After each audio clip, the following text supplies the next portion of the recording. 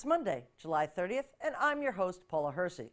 On today's show, we learn about the upcoming One Cape Summit, get ready for Pops by the Sea, and discover all the artful events happening around the town green and harbor parks. Let's start with some news you can use. Dozens gathered Friday at the Korean War Memorial at Veterans Park for a ceremony commemorating the 65th anniversary of the Korean Armistice Agreement, where Young Hung and others spoke about the successful effort by American soldiers to defend South Korea from an invasion by the Communist North, saying it enabled South Korea's emergence as a prosperous democracy. 65 years after the end of the Korean War, the sacrifice made by U.S. troops continues to influence the prospects of peace on the Korean Peninsula.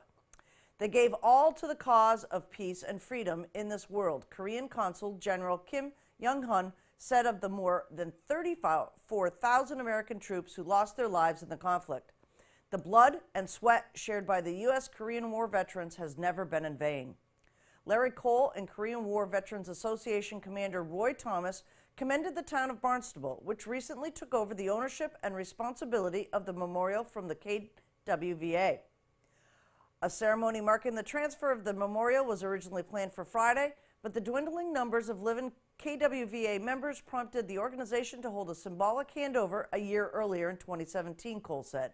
During the ceremony, the KWVA presented the town with a $25,000 check, which adds to a sum already provided to the town to cover maintenance costs. In total, $75,000 has been set aside for future care of the site, according to Cole.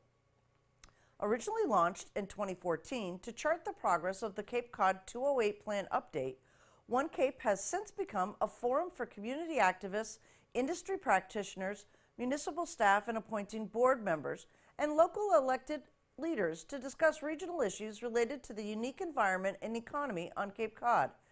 This year, the focus of the One Cape Summit expands to highlight the importance of environmental, community, and economic resilience in the face of ongoing natural and social change.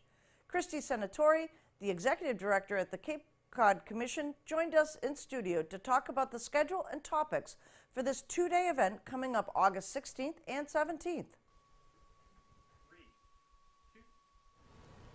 The One Cape Summit is coming up August 16th and 17th. With me today, Christy Senatori from the Cape Cod Commission, Executive Director. Christy, welcome. Thank you, Paula. So the One Cape Summit has been around for quite a few years, different iterations of the name. Give us a little bit of an idea of what this event really is all about. Sure, this is our 5th annual summit that we'll be holding this year down at the Wequassett Resort in Harwich. The conference has evolved. It's taken a little bit of a turn in the content that we're providing, but we're focusing this year on water quality again, as we've done in past summits. So when we talk water quality, there's always this, I think, divergent understanding. So it's not always just the water that comes out of your faucet. It's not always the water that's in the ocean. It's not always the water in a pond. It's all the water. Mm-hmm. So talk a little bit about some of the things that people will learn at this summit during that first day, which is mostly based on the environment and water. That's a really important point to make, that the Cape really is surrounded by water. So the discussion around water quality in this conference really has evolved from the wastewater efforts that we've done through the 208 plan and the implementation that we're now in through that plan and looking at infrastructure across the Cape. So we'll really focus on that in the morning, and then we'll also incorporate some coastal resilience. We know that the threats from sea level rise and the storms that we've had in the past several years have really made an impact on our coastline.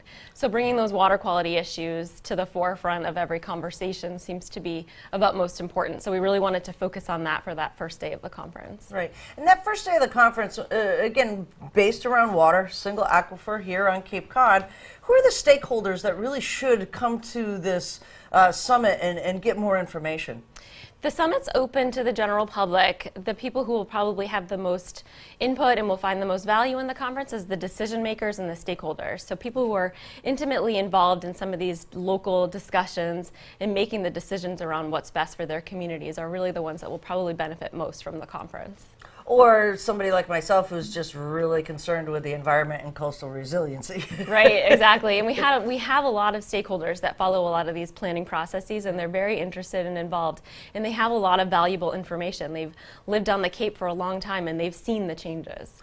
Right, and the day is actually set up where there's different types of breakout sessions for folks. So you'll have a keynote, I'm sure? Yes, we do. So the first day we'll actually be hearing from Secretary Matt Beaton from the state. And so he'll be providing some information on where the state is in a lot of their planning processes. And then we actually have Alexandra Dunn, who's the EPA Region 1 Administrator, will be coming and speaking in the afternoon, as well as the Lieutenant Governor. Right. So the first day we do have a full complement of speakers. Excellent. And then let's talk a little bit about the second day, which is more focused on the economy and economic diversity, as well as housing. And, you know, we say housing and, you know, everybody's flag goes up and it's like, yes, we need housing. So give us a general idea of what that day might contain. So we, in the planning, we're really looking at building resilience across the Cape, and everybody thinks of that as coastal resilience and environmental resilience, but really it's that shift to community and economic resilience too. How can we make the Cape a more vibrant place for people to live and work? So really shifting that focus to economic and community resilience is where we're going on day 2. So we will introduce our new regional policy plan that we're in the process of updating right now. So we'll be talking about that in the morning on Friday, and then shifting the focus to talking about housing. It's difficult to have the conversation about the types of housing that we need without having the conversation about infrastructure. So how can we focus additional growth and development into these centers of activity where we have appropriate and adequate infrastructure? So that's going to be a lot of the conversation on day 2. That should be a lot of conversation. It should be. And we have a great keynote speaker, Kennedy Smith, who will be coming and talking about vibrant downtown communities and the work she's done nationally. Let's talk a little bit about housing for all. Just before this interview, we kind of made a statement about, you know, downsizing. So you mentioned that there's 80% of the Cape is single-family homes. So there's really not a lot of diversification in housing. There isn't. We have a lot of single-family homes across the Cape. And so we're missing that middle stage of housing. So the smaller units, the more diversity of units, we really are lacking. So there won't be one single solution or one single fix to the problem, but if there should be a variety of ways that we can go about meeting some of those housing needs. We do need more housing on the Cape, so how can we diversify the market? And let's just throw out some of the names that we're calling the housing nowadays, so people are starting to become familiar. We have an affordable with a capital A, which is the 80% medium of your income. There's the 60%, which is affordable with a small a. Yep. And then workforce housing. Give us a general idea of when we say the term workforce housing, what does that mean? Well, we have a seasonal workforce, but we also have a year-round workforce. And we know the median home price on the Cape is expensive, and it's only increasing, and it's not matching up with the annual wages. So how can we provide different types of housing for that workforce that we need on the Cape to maintain our vibrant economy? So workforce housing in our communities can include, you know, folks that are in the hospitality industry, but also, you know, municipal employees or those who don't need that full 2-acre, 1-bedroom or 4-bedroom house type of adobe, I guess, is what it is, right? Yeah. Exactly. But they want to stay on the Cape, and we need that type of workforce on the Cape, so we need to provide the ample housing for those individuals who want to stay and live and work and raise their families on the Cape. Right. And talk a little bit about the regional plan and the economy piece of this. So, you know, your plan's almost done. It'll be unveiled at the summit here. What does the Commission see as some of the focus for the economy here on Cape Cod? The conversation around growth and development has shifted in the last decade, not from whether we should grow, but where we should grow. So we're trying to focus our efforts on planning in these downtown areas, these areas of economic activity, where we can promote additional growth, we can have a diversity of housing units, we can accommodate additional density. So you can have smaller units that are more affordable to that workforce and other types of individuals who would like to stay and live and work on the Cape. So our focus has really been around these activity centers, but also shifting our focus a little bit to how can we assist the towns in local comprehensive planning processes. And how can we make it an easier, more streamlined process so that the plans that are developed and implemented at the local level are consistent with a regional plan, so that while we have 15 very diverse communities, we're consistent as one Cape, as one region. And then we're also looking at regional capital planning. As we know, it's difficult to have the conversation around housing and promoting growth and development without having the appropriate infrastructure. So tying it back to wastewater and making sure we have a resilient transportation network at the same time. Right, and that's actually key for a lot of people here is transportation. You don't always work in your town that you live in, so having the RTA obviously up and running and full schedules for folks like that, and other ways to get around. Vision 88, we'll talk to Stephen Tupper about the bike trail from Provincetown to Bourne, which is fantastic. Good. So we'll do August 16th and 17th at the Quasset Resort. It's the One Cape Summit. Yes. And 2 full days of topics, breakout sessions. What else do you want people to know about the day? You can register on our website, so it's onecape.capecodcommission.org, and we're interested in anyone who would like to learn more about community economic and environmental resilience should attend the conference, and we'd be happy to provide any other information to anyone who's interested. Excellent. Thanks so much for joining us. Thank you, Paula.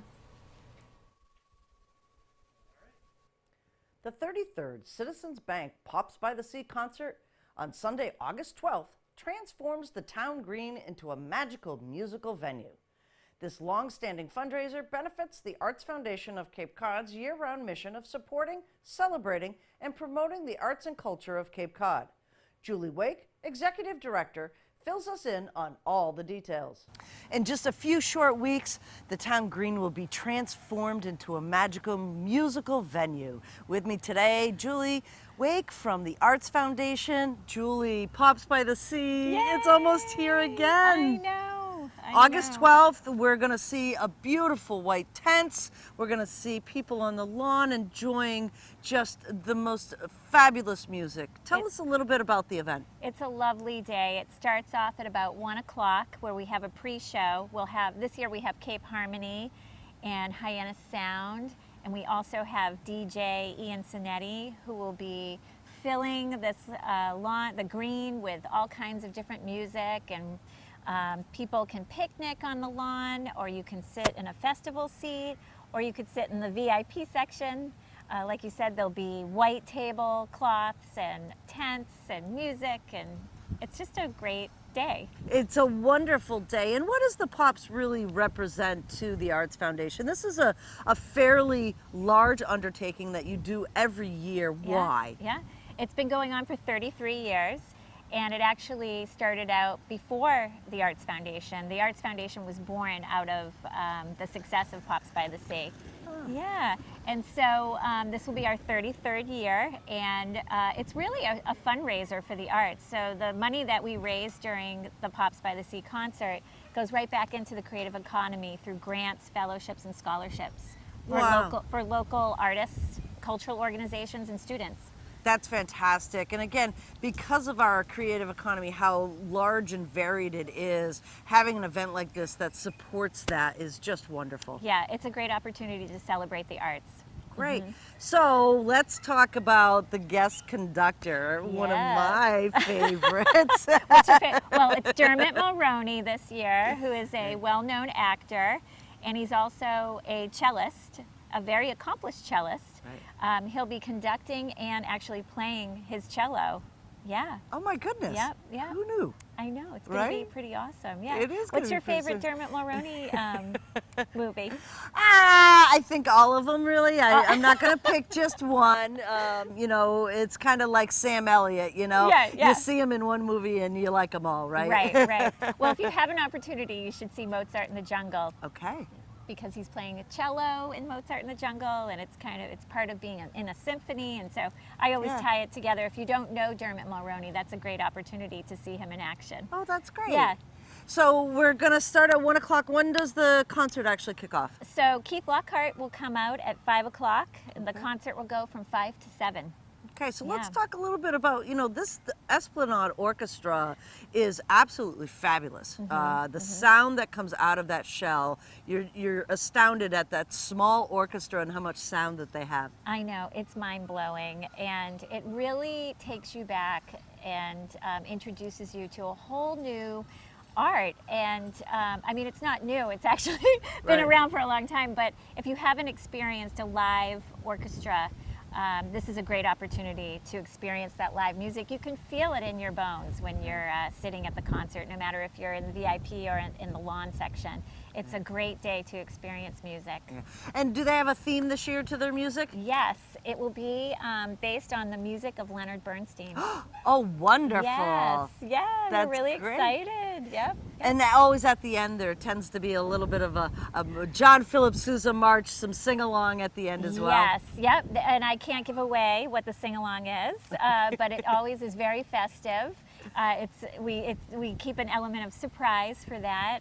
But the past 2 years that I have been here, it's been stand up, jump up and down kind of party atmosphere the last 20 minutes of the concert. I actually was quite shocked by it. Oh my goodness. So what a day to spend out on the green. We know it's going to be sunny. It's not going to be too hot. Right. Right? Promise? The promise, right. Well, Doug the Quahog has already made that promise, I Right. think. That's one of the 67 days. Yes, yes. So how do people get tickets to this and what should they do to prepare? Sure. You can get your ticket at artsfoundation.org online, or you can come into our office on Main Street in Hyannis at 396 Main Street. It's above Rendezvous and Cafe and Puritan Clothing. So you can come upstairs and get a ticket, or you can do it online, or you can give us a call, but artsfoundation.org. Excellent, and everybody is ready to just party on the green. We are so ready. It's going to be a Excellent. great day. Thank you. Yeah, thank you.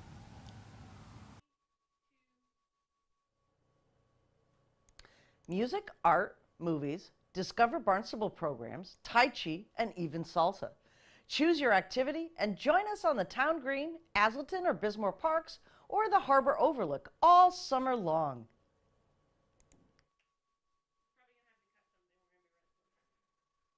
Melissa, Arts Barnstable all over town properties this summer. There is Absolutely. something for absolutely everybody.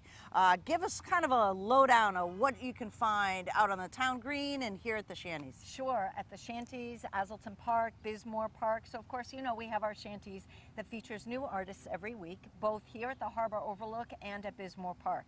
In addition to visual arts, Paula, we have music, lots and lots of live music. There's nothing greater than that, all featuring local singer-songwriters that play several days a week. We have music at Azleton Park, steps away, with concerts several nights a week. Love Listen Local. Tell us about it. Okay, well, we were approached by the town to collaborate a couple of years ago on their a singer-songwriter series every Thursday and Saturday throughout July and August, and they asked us to invite young singer-songwriters to come and play by the shanties and all summer long, and then to also organize some band concerts on Fridays as well. We've got some really great musicians who are up and coming, but also have been around for a while. And we've got Jordan Renzi, Katie Flynn, and then Graham Hempstead, who is a high schooler who is just getting his feet wet on the music scene. And we've got Kathleen Healy, Kim Moberg, Catherine King. So a lot of varying artists who sing lots of different types of music, and so we're really excited to have them up here at the Overlook and then down at Bismore on Saturdays as well. So up here is the Thursdays, and what time are these usually? They're all start at 6 o'clock and they end at 7:30. You don't get radio airplay anymore, and Love Listen Local was a play off of Love Live Local because from the very beginning, we've been really supportive of the local music scene. Our local musicians that play for us year-round and entertain Cape Codders year-round are so important to the fabric of our community. They bring us joy, they sing with us through some pain, and so we really wanted to engage them locally and give them a platform. They don't get airplay, but also a lot of the music that you see out and about are all bands, and it's not a lot of solo acts or acoustic acts where they're just playing their own music or doing some covers of some really great songs as well. Right. So every Friday is when we invite the bigger bands to play with a larger sound, and then we also have them at the Love Local Fest. So Love Local Fest is part of the Love Listen Local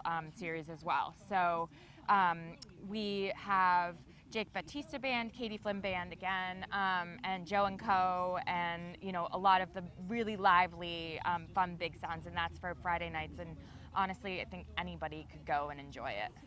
Love Listen Local all summer long. I'd say just tell everyone to come out and support the local musicians. Fantastic. We can't wait. Festivals, all sorts of gatherings and activities. And then you have the Village Green, of course, with everything from the town band every Wednesday, which is hometown charm at its best. Come under the stars, enjoy some music, but above and beyond music, and there's also special performances by like Moonlighters Band and other bands as well. We have Tai Chi. I think you should demonstrate for our viewers. We have Tai Chi. We have salsa. I am so excited for salsa dancing. That's it. Shaking those hips on the green. Movies on the green. I mean, there's basically something for everyone to experience as much or as not, just as the background as you stroll through. It's all about walkability here in the High Arts Cultural District. There are so many things happening in the summertime in Hyannis, but the best thing is things all around Main Street and on the town green. Elizabeth, tell us a little bit about the activities that the Hyannis Business Improvement District sponsors here on the town green and around town. Oh, thank you. So we collaborate, of course, with the town and other entities, but what we want to do is have programming going on every day on Main Street and in the downtown area. So on Tuesday nights, we have movies on the green. So children's movies, right? A giant screen, big fun Disney movies, and every Tuesday it's a different movie. And before that, we have a craft session with kids, and we have talent out there to entertain the children before. And it's really fun. And little gifties get given out, so you make a good activity. And so always check our website for which movie is playing, and and then to come at dusk and bring your lawn chairs and pizza and just sit down and have fun. The local music scene here on Cape Cod is vibrant, to say the least, and you sponsor several different types of music throughout Hyannis. Yeah, so Wednesday nights we have the singer-songwriter series throughout the Main Street area with local young singers and generally we ask them also to play music that they've created. So that's the theme of this Wednesday night series, and the Thursday night series is all jazz. And we work really well with Dr. Alan Klinger, who puts together all his jazz friends in different ensembles, and we always have at least 4 different venues around the street with live music. And then we have a few bands that we're co-sponsoring with the town on the green to keep it vibrant and happening. So talk a little bit about the collaboration with the town of Barnstable. We have a fabulous front yard here, and it's a great place to hold events. Absolutely. I mean, the bandstand was put together actually by the Hyannis Rotary many years ago, about 25 years ago. And, there's so many fun things that can happen here. We have Tai Chi. We sponsor that in the daytime. We've done yoga up there. It's really a place that people congregate, and it asks for activity and vibrancy. So especially with the music now, you have a great new sound system going on. I think it's just perfect. So. What's so fabulous, park your car at the town hall lot, and you are steps away from it all to be really, truly experience the sights and sounds.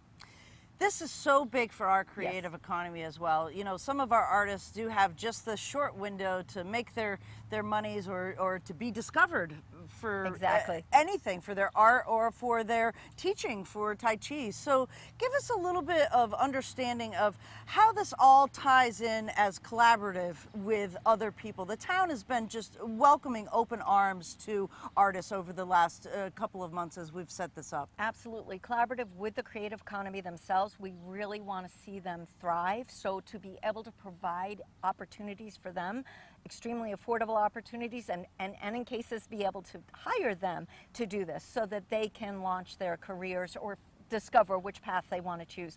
But where you say collaboration is key. It is not just the town of Barnstable. We are here, but we work so closely with so many organizations.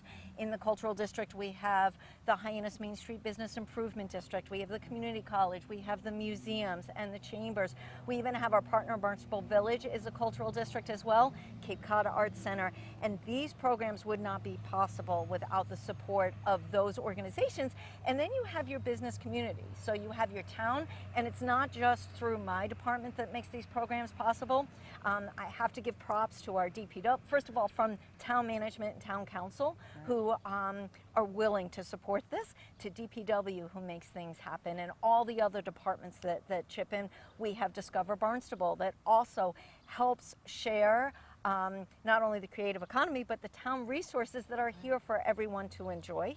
Summer here in the town of Barnstable is absolutely wonderful. Another really cool thing going on the town green is Shakespeare Under the Stars. With me today, Tilden Arts Manager Vanna Trudeau. What a cool idea, Shakespeare Under the Stars. It's so exciting. We're so glad to be able to present Shakespeare outside in the open air where it belongs, rather than sitting behind a desk reading it off the page. It's very exciting to be here on this stage. We're really looking forward to bringing it to life. So this is the way that really Shakespeare was made to kind of be introduced to folks, is that's what happened back in the old Merry England, is those plays were produced outside. Absolutely. Even with the background noise we have here today, that is the way 17th century audiences would have experienced it. The stage would have been in the round, the air would have been fresh, cold, rainy, you name it, and those performances were just done outside and alive and living and breathing, and it was a very vibrant, it wasn't a sit down, be quiet audience. It was a very vibrant audience, and we're really excited to have audiences experience that and our actors experience a whole new method of performing. Right, and what's the play? So we're doing The Tempest this year. This is our first inaugural season of Shakespeare Under the Stars. And The Tempest is nice because it's accessible to all audiences. It's a lighthearted romantic comedy and a little bit of those darker characters just for a little bit of intrigue and drama. It's a nice 75-minute performance, so it doesn't require an entire evening of your time. Free for the whole family. We're really looking forward to it. So talk a little bit about the collaboration with the town. This is something that's new for us too. You know, our little front yard here in the town hall, you know, has had band concerts and jugglers and inflatable parks, but this never really had any, you know, I guess plays or open air performances like this. It's been many years since Shakespeare has been presented outside in the Mid-Cape area, and we're so excited to work with Melissa and the town of Barnstable because it really is something that the whole community can come together. And our actors are from the Mid-Cape area. They're from as far away as Provincetown and also even over the bridge, and they're coming all here to the Hyannis Village Green to celebrate what it is to be summertime on Cape Cod and enjoy outdoor theater. So when are these performances going to happen? So we kick off here on the Hyannis Village Green on Monday, July 16th, and we run 4 consecutive Mondays all the way up through August 6th. We do have a few other presentations elsewhere across the Cape, which people can check out on our website. It's not scary. It's a lot of fun. The Tempest is beautiful. I actually performed the role of Miranda way back with Cape Rep in outdoor theater, and it's just a really special and magical presentation. We're really excited. Have a magical evening, Shakespeare Under the Stars. That's what this is about. It's not only for the creative economy, it's for our residents and visitors to engage and just feel good about who and where they are. Excellent. Well, welcome to Arts Yes. in Barnstable. Arts in Barnstable.